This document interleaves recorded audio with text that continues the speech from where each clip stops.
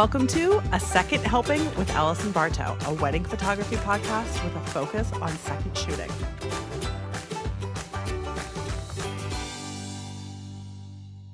On this week's episode, Groom prep takes place in a nice but very small, poorly lit hotel room. We have the overwhelming smell of vomit during the first look. And lastly, I have an oh my God, did all of my flashes just get stolen moment that lasted for a couple of hours.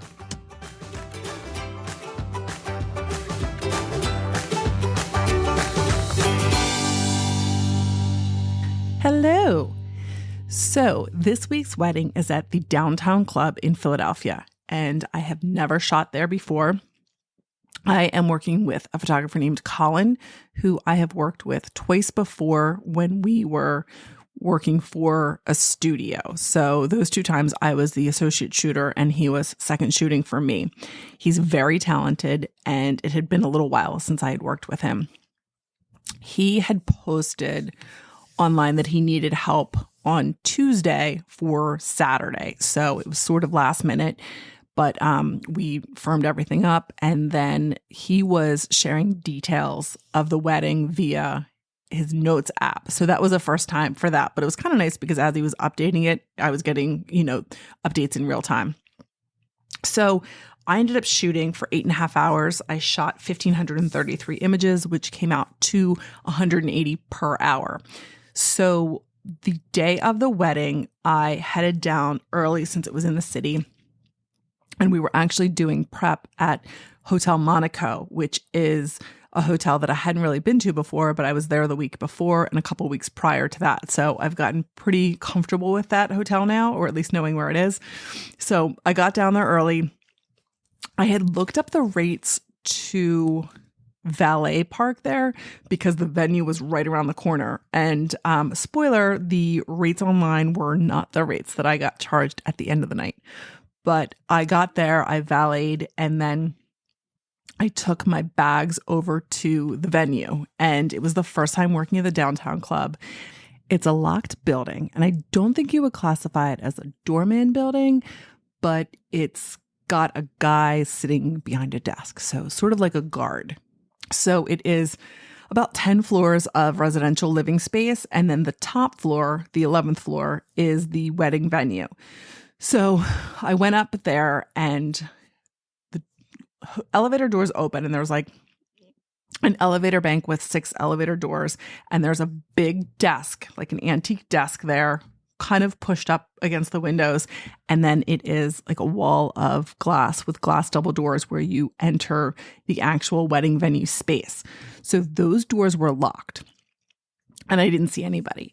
So my goal was to leave my bag of flash stands and my flash bag. So I've talked about it before, but I have stopped using my really big rolling bag because it just ends up being so heavy that it's really hard to, I don't want to say navigate. It ends up being tricky to get like up and down stairs, and it's just like a hassle. So I've switched and I use 2, I think they're called like airport navigator bags. So they're like half the size, and I have all of my flash gear in one and then my cameras and lenses in the other, which is great because I know exactly where everything is. And I typically don't need anything out of that flash bag until the second half of the day. The downside is that it is difficult to move around with 2 rolling bags. So you kind of have to stack them on top of each other, and you're carrying a light stand bag. So it's pretty cumbersome when you're like in the city. On top of that, in Old City, you've got cobblestone streets and just a lot of different terrain going on. So anytime I can ditch that stuff until later, I try to, just because I prefer to be a little bit more nimble when I'm shooting, whether I'm lead shooting or second shooting. I hate being primarily focused on dragging my bags around. So I get up there, the front doors are locked. And so I'm like 50-50 on what to do, because I typically want to find a spot inside the venue out of the way where I can leave things. And I typically check in with someone from the venue, kind of get their permission if I can. And it's always pretty good. But I couldn't get into the actual venue space. And so I look over at this really big desk, and it's like a half circle desk. And again, it's super old. And I go around, and there is like the little space underneath where your feet and legs would go. And so I'm like debating on whether or not to leave my stuff. And so I decided to go for it. It's 10 in the morning on a Sunday. And I'm like, all right, how many people are going to be here? It is like a residential apartment building. So it's not like you're going to have people coming up here, and it's going to be a few hours. But it's kind of risky still, because all it takes is like one person. So I end up putting my bag all the way underneath, and my light stand bag is under there. And I have my little nerd placard, a sign that I put on my stuff that just says like my name, that I'm there for the wedding later today, and it has my phone number just in case there are any issues. And I've got an AirTag on both bags. And the AirTags I put on my actual camera bags are like locked. Like you can't open the AirTag to get it out. The light stand bag, yeah, you can take it off. But the other ones, they're a little bit more secure. And I'm sure you can take them off, but you need like an Allen key. So I leave them there, and I head over to the venue. And I still have like an hour and a half until I'm supposed to get started. So I grab some breakfast. I check on my app. I can see my two little icons, my little light bulbs for where my light stand bags are. They're all snug and secure, a block and a half away, up on the 11th floor. And so Colin gets there, and he had like some traffic or parking. So he was like cutting it really close to start time. And I was still an hour earlier than when I needed to be there. So I was like, I can go up with you if you want. I can meet the bride. And he said that was fine. And it ended up working out because I think just having like, she was fine. But having like two of us there and just kind of, like getting shots of them getting ready. And I feel like they felt, that they had a good level of service. What I did was I got her detail items, and I started just setting them out in the other room on the bed for him while he was getting what he needed to get. And I learned something cool. So I was getting out the detail items, and the getting ready room was nice. It was a quarter room, a lot of nice window light coming in, but the actual room where the bed was, where the dress was, and her details was smaller, and there wasn't a ton of room between the bed and the wall. And so there wasn't any light falling on the floor. So there really wasn't a great place to set up the detail items. So I just got everything like out and set it on the bed so that he would be able to shoot them wherever he wanted to and just have everything ready. So he came in and he started opening the dresser drawers. And I was like, what's he doing? And he said, a lot of times in these nice hotels, they have really cool drawer interiors. And sure enough, this dresser had like really cool purple interiors, which I never would have opened the drawers. So he ended up setting up all the details inside one of the drawers. And so that was a great tip. So I'm going to start looking in hotel drawers from now on. And we got all set up, and he got what he was needing. They were fine. The mom was a little weird. Like at one point, the bride was in the makeup chair. She's like, Mom, are you okay? Are you still mad? And I was like, oh God, because it's like all the bridesmaids are in there and the hair and makeup artists and me and Colin. And the mom's like, no, I'm fine. So I made a note to just be like super gentle with her. I got some photos of her, introduced myself, made sure I knew her first name. And then I headed over to the guys. So as is always the case, the guys' room is so much smaller, and it wasn't a suite. It was just one room, and it was an interior room. So while they had windows, they faced into a courtyard and all of the other hotel rooms in the building. So there wasn't a ton of light coming in, and it was really narrow, like all around the bed. So it was like me and 7 guys, and I was getting what I could get. Like I said, there wasn't a ton of good natural light. The guys were really nice. They were all super respectful, nice guys.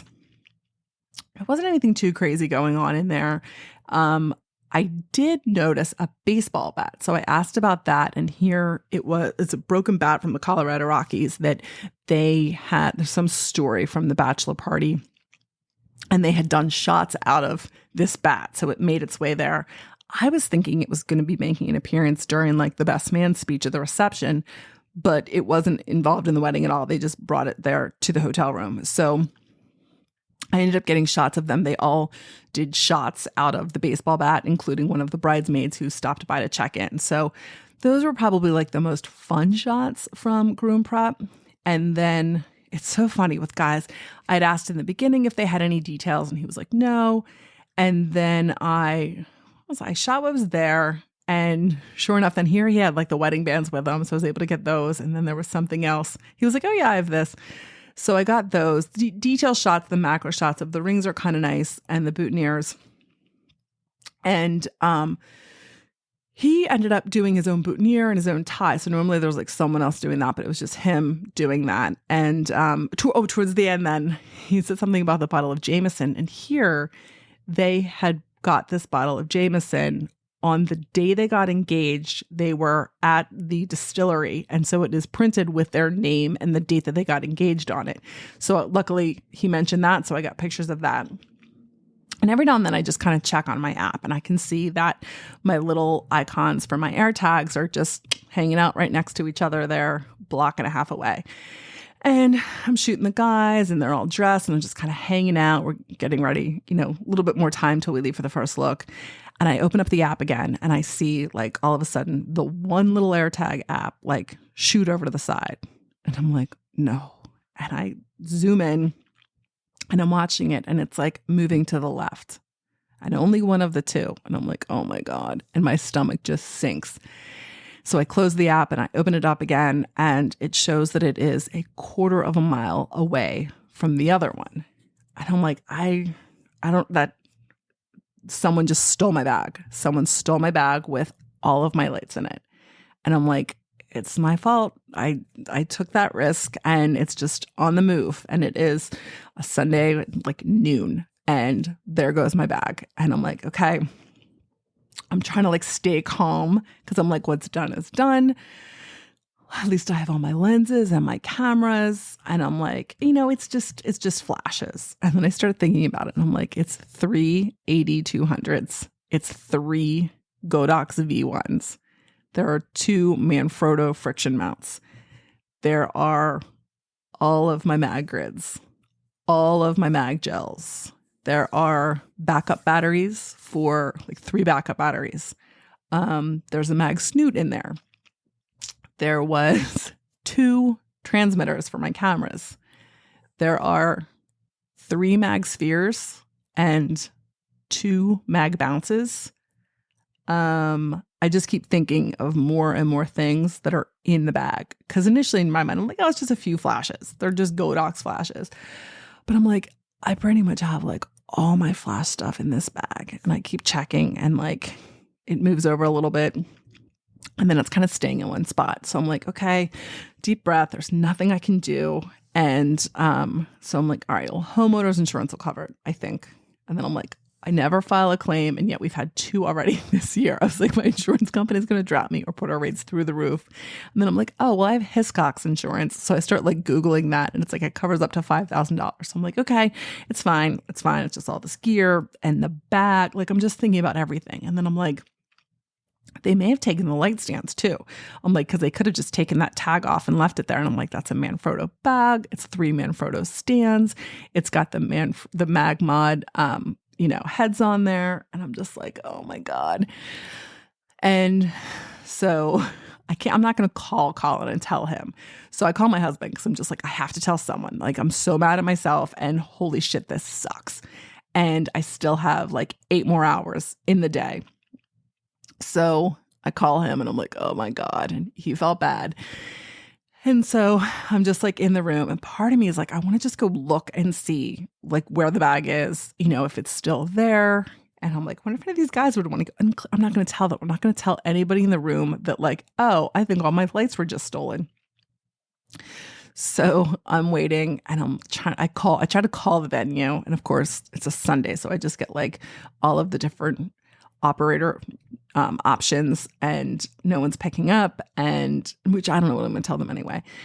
So I'm like hanging out there, just trying to stay calm. And then I'm like, I have to keep taking pictures. And meanwhile, I look up, like no one's moved. They're all just kind of standing there. So I snap a few more pictures, and then it's time to head over to the first look. And like at this point, I can't remember ever feeling like not wanting to be at a wedding as much as I did right then. So I just put on a brave face, and I get the groom, and we go downstairs, and we leave to go over to the first look, and it starts drizzling. and it's like raining a little bit harder. And so I check in with Colin, who's going to be bringing the bride, and I'm like, it's kind of raining out. And so we decide, like, let's just push on. And if the bride gets outside and decides it's too much, then he'll let me know. So we head over, we're able to get underneath the structure. We end up doing the first look there, and the rain kind of stopped. Right after we got there, it slowed down. It stopped for her first look. That went really well. But before she gets there, I'm standing there, and all of a sudden I can just smell like vomit. And while this is it's at 18th Century Gardens in Philadelphia, it's this beautiful old garden, there are sometimes people that just hang out there. And there's some homeless people. A few times I've been there and people are just like hanging out, smoking, whatever. And so I'm like, oh God, someone must have been here and thrown up. So I'm like not saying anything, but trying to casually like look at the bottom of my shoes. And I'm looking around and I'm trying to make sure I don't step in anything. And if I can see something, I want to just like make sure the groom and the bride don't go near it. And it smells awful. And a little while later, I realize it's the ginkgo fruit that's on the ground. And we had experienced it the week before, but then it smelled like dumpster garbage. But this time it smelled like vomit. So it's just like this overwhelming smell of vomit. I don't say anything. The groom hasn't said anything, so I'm not going to bring it up. But I'm just like, oh my God. So I'm already nauseated from just this flash bag being gone. And then I have the smell of what smells like vomit. And I'm like, this sucks. And it's like drizzling. And then I have my one bag with my camera, my lenses, which I am not letting out of my sight, even though there are now like 18 of us there. But I'm still like eagle eyes on this bag because I'll feel like a real idiot if that gets stolen at the same time. And I'm just getting some shots from the side and just like trying to stay calm and tell myself there's nothing I can do. So then I do mention to Colin, like, oh, hey, by the way, I'm pretty sure my flashback was just stolen. And he's like, oh, that sucks. And he said he had just had gear stolen a couple weeks earlier, even like a week ago, I think. It was like a bag with some other stuff in it. And I was like, yeah, it's my fault. So and then in my head, I'm like, well, it's okay because I can put like my lights on his stands. And then I'm like, I don't have lights to put on his stands. And like every time I start thinking, I was like, oh my God, we still have to shoot the ceremony, an indoor ceremony. And I had one flash, like the V862, which I don't even use, but I've been throwing it with my camera in case I really need some flash during groom prep. So I'm like, awesome. I have one silly little low-powered flash, and it's going to be for the ceremony. So now I feel bad because I feel like I'm going to be doing an inadequate job. And I'm just like, oh my God, today sucks. This is the worst Sunday. This is the worst wedding. And it's like, starts to drizzle a little bit again. And there's like a little bit of family drama going on. And it's just like the last thing I need. Like I could care less about these people that are having whatever petty issues going on. Cause I'm like, I'm an idiot and I just lost a bag with all of this flash gear in it. And it's all my fault. So we head over to do some more bridal party portraits. And one of the reasons that I had wanted to ditch my bag was that the itinerary had us popping around to like 3 or 4 different locations around Old City, which again, it's all like brick pathways and cobblestones and just really hard to navigate. And I didn't want to be like all cumbersome. Turns out, because it's like drizzling, she's done with photos. They're good. We can head back to the venue. And I'm like, oh my God, now I'm really kicking myself because we didn't really go that far. I easily could have had both bags with me. And I'm like, we were in the hotel just hanging out in the guys' room. Granted, there wasn't a ton of room in there, but still, given the option now, I would have just had the stupid bags with me. So we're making our way over and it starts raining harder, and we stop at Colin's car to get stuff out of his car. And I'm thinking, oh, he can leave stuff in his car and it doesn't get broken into. And I'm trying to be smart and safe by putting it like inside in a venue, and my bag's the one that's gone. I keep checking the app and it just shows that it looks like it's over at Tallulah's garden. And I'm like, maybe they ditched it in an alleyway. And then I'm like, well, they still would have taken out the flashes before they ditched the bag. So I was like, I wonder if my bag's just sitting like an empty bag's over in an alleyway. And then it looks like it's like between Tallulah's garden and urgent care. So my mind just starts racing and I'm like, maybe when I mentioned to the guard that I was leaving like some flash stands and some stuff upstairs, maybe he gave somebody a heads up. And that's why somebody would have gone up to this 11th floor on a Sunday morning. And I was like, maybe it's someone who works at the urgent care. So they stopped by, grabbed a bunch of stuff to steal, and then headed to work. And they just, they just have all this random camera gear at their desk that no one's going to notice. But this is where my mind's going. And I'm like, maybe I could grab a police officer and have them go in with me. So I'm also thinking I'm going to have to file a police report before I leave if I'm going to be filing an insurance claim. So now that's on my mind. And I want to make sure that if I do that, it's not where like guests or anybody can see. Like I've got to figure out how to time that so that it's not like obvious. So I end up putting my cameras away because it's raining so much. And I'm like, I can't have everything I own get ruined and stolen. So we make our way over to the venue and Colin's heading inside. And I was like, I'm just going to go around the corner, go down this block and a half just to see. Like it's showing that the AirTag's there. Maybe it's just an AirTag lying on the ground. Maybe it's just an empty bag. Who knows? So I start walking. I go to pull up the app and it disappears. Just the entire AirTag disappears. And I'm like, I don't have time for this. This is ridiculous. So I go back and I'm like, I'm just going to go upstairs with you now. I was like, I don't know what's going on. I'll deal with it later. And so we head upstairs and we get off the elevator and I'm wondering, like, are the light stands still there? Because that looks like the AirTag never moved, but they could have also just left the AirTag. And I go around the side of the desk and I look and everything's still there. Everything. It doesn't even look like it was touched. And I'm like in shock. I can't remember the last time I was this shocked.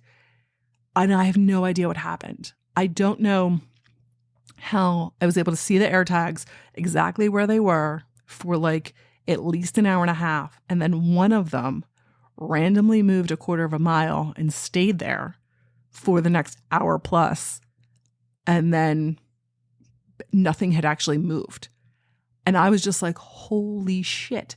So I like took a picture of both bags and I sent them to my husband. I'm like, it's still here. And he was like, what? And I was just in absolute shock. And we went into the ceremony space to start setting up. And Mike, I never appreciated my stupid light stands as much as I did right then, because I just kept thinking all of this stuff that I'm setting up, like I thought was gone. And I was going to have to try to shoot this ceremony and then this reception with no lighting gear at all. And then go through the admin of trying to replace all this stuff and dealing with the insurance claims and just all of it. And just to have all of it be there, I was just so grateful. And then I wouldn't let anything out of my eyesight. But I still can't believe it because for a couple hours, I was like, it's all gone. I've got to figure out what to do. So I was just shocked. So my attitude also went from like, oh my God, let's wrap up this date to like, you know what? I'm totally fine. I'm happy to be here with all my stuff.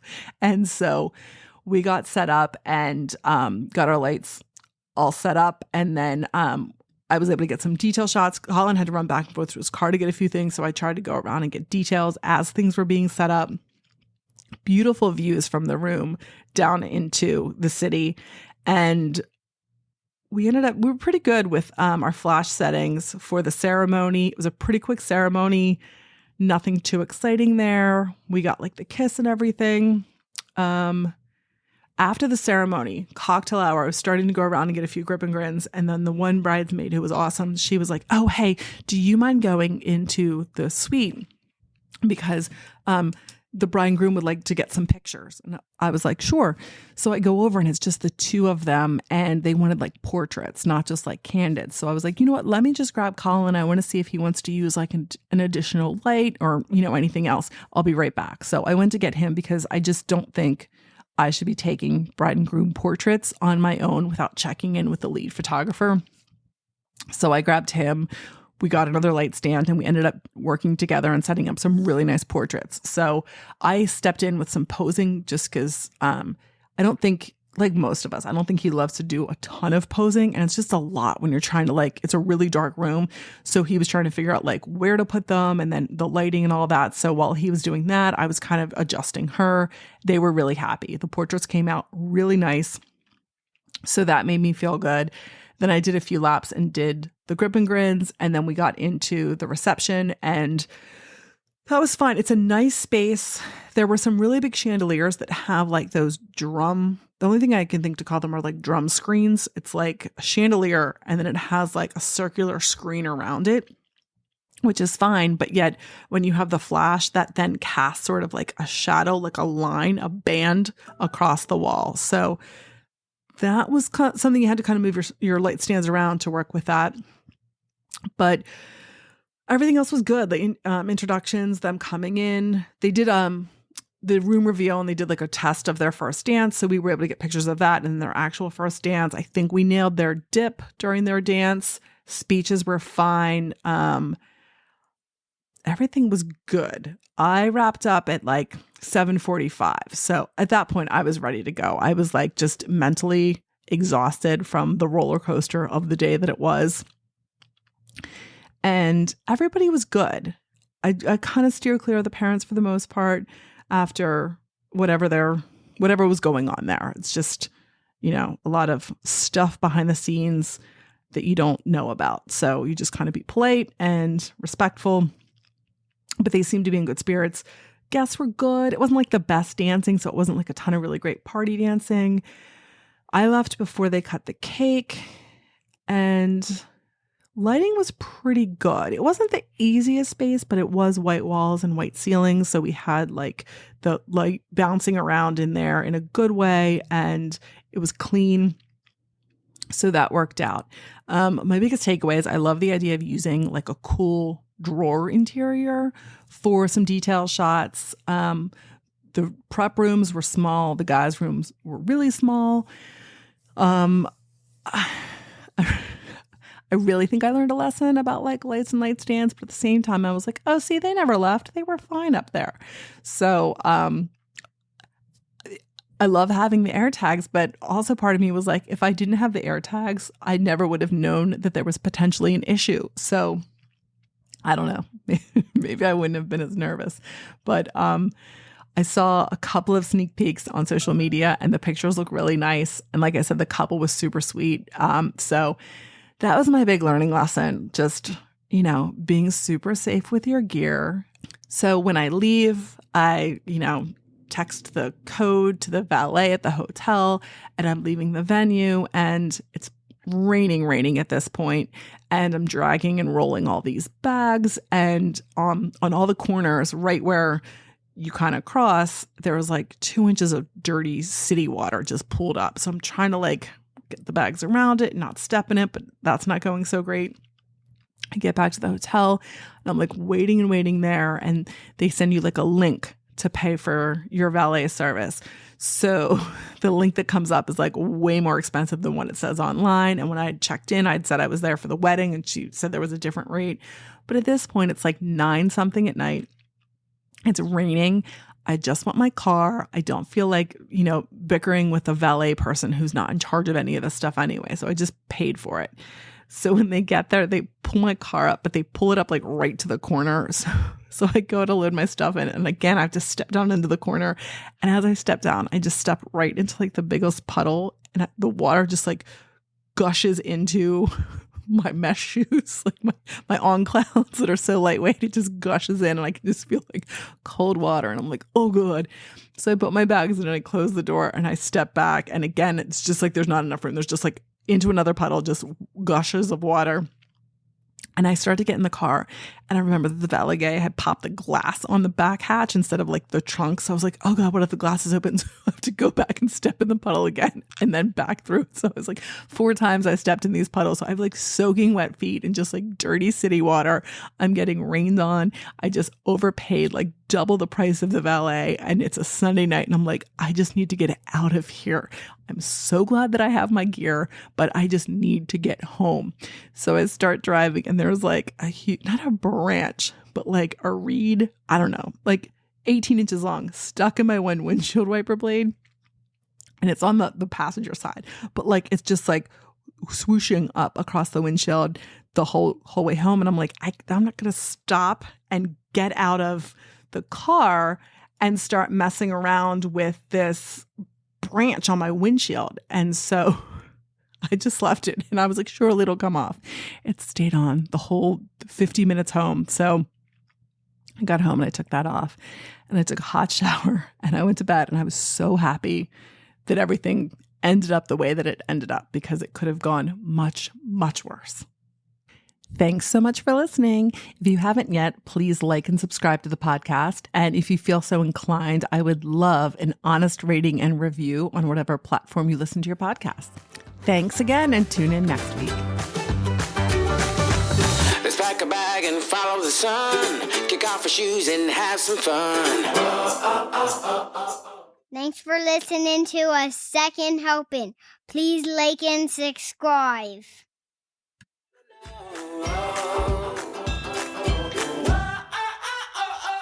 Cause you and I, oh yeah, we could fly so high, so high. You and I won't let this moment pass us by, pass us by.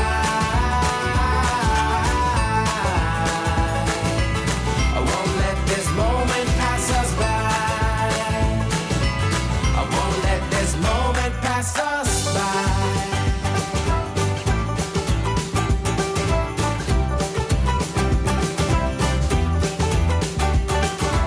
So grab somebody, do-si-do, cause life's a dance floor, don't you know?